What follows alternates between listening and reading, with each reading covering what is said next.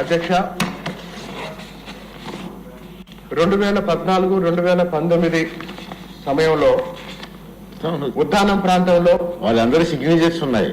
ఉద్దానం ప్రాంతంలో కిడ్నీ సమస్య గురించి స్థానిక నాయకులు, పార్టీలు, ప్రజా సంఘాలు ఆందోళన చేసిన నేపథ్యంలో పవన్ కళ్యాణ్ గారు ఆ ప్రాంతంలో పర్యటించిన తర్వాత ఉద్దానం కిడ్నీ సమస్య గురించి ప్రపంచం మొత్తానికి తెలిసింది అధ్యక్ష.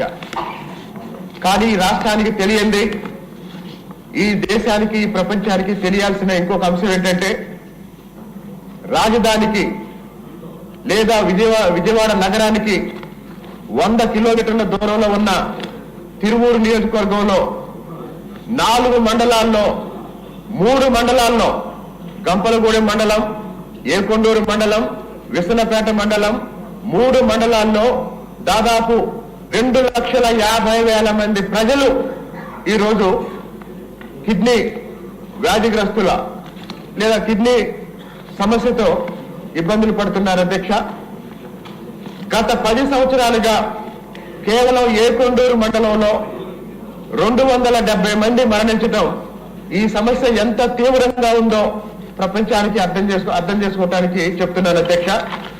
మాకున్న 4 మండలాల్లో ఏకొండూరు మండలంలో 13 గ్రామాల్లో, గంపలగూడెం మండలంలో 4 గ్రామాల్లో, విసనపేట మండలంలో 3 గ్రామాల్లో ఈరోజు తాగునీరులో ఫ్లోరైడ్, సిలికాన్ ఉండటం వల్ల వేలాది మంది కిడ్నీ వ్యాధిగ్రస్తులై ప్రతిరోజు ఏ తండా నుంచి ఏ సావు వార్త వినాల్సి వస్తుందనని భయపడుతూ బతుకుతున్నారు ప్రజలు. ఈ నేపథ్యంలో మీ అందరి దృష్టికి తీసుకురావడం కోసం నేను ఒక 10 రోజుల క్రితం పవన్ కళ్యాణ్ గారిని కలిసి ఈ సమస్య గురించి చెప్పినప్పుడు వాస్తవానికి గత ఎన్నికల ప్రచారంలోనే పవన్ కళ్యాణ్ గారు ఈ సమస్య గురించి మాతో మాట్లాడి ఒకసారి ఏకొండూరులో కిడ్నీ వ్యాధిగ్రస్తులతో ఒక సమావేశం ఏర్పాటు చేస్తాను మాకు సమయం ఇచ్చారు అధ్యక్ష. కానీ అప్పుడున్న సమయాభావం వల్ల రాలేకపోయారు. 10 రోజుల క్రితం నేను పవన్ కళ్యాణ్ గారిని వ్యక్తిగతంగా కలిసినప్పుడు కూడా ఈ సమస్య మీద చాలా సానుకూలంగా స్పందించి పరిష్కారం కోసం కృషి చేస్తున్నామని చెప్పారు. చాలా సంతోషం అధ్యక్ష. ప్రస్తుతం 2024 లెక్కల ప్రకారం ఏకొండూరు మండలంలోనే 9 మంది డయాలసిస్ చేసుకుంటూ బతుకుతున్నారు. 15 మంది ప్రతిరోజు మందులు వాడుతూ బతుకుతున్నారు. దురదృష్టం ఏంటంటే డయాలసిస్ చేసుకున్న, మందులు వాడుతున్న 25 ఏళ్ళు, 30 ఏళ్ళు, 35 సంవత్సరాల వయసులోనే ఎంతో మంది యువకులు మరణించడం వల్ల ఆ కుటుంబాలు అనాథలైపోతున్నాయి అధ్యక్ష. ఈ నేపథ్యంలో ప్రభుత్వాన్ని ఈ సభ ద్వారా అడుగుతున్నది ఏంటంటే ప్రస్తుతం తిరువూరులో 50 మందికి డయాలసిస్ సెంటర్ ఉంది అధ్యక్ష.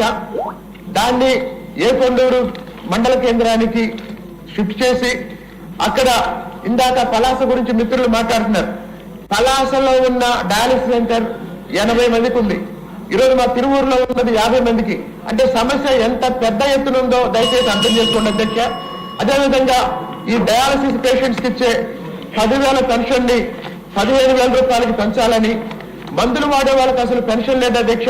వాళ్ళకి దయచేసి 5,000 రూపాయలు ప్రతి నెల పెన్షన్ ఇవ్వాలని విజ్ఞప్తి చేస్తూ, దాంతో పాటు తీవ్ర మంచినీటి ఇబ్బంది ఎదుర్కొంటున్న తిరువూరు పట్టణానికి వీలైనంత త్వరగా యుద్ధ ప్రాతిపదికన జల్ జీవన్ మిషన్ ద్వారా ఇంటింటికి మంచినీరిచ్చే పథకాన్ని పూర్తి చేయమని సంబంధిత మంత్రి గారిని మీ ద్వారా విజ్ఞప్తి చేస్తున్నాను.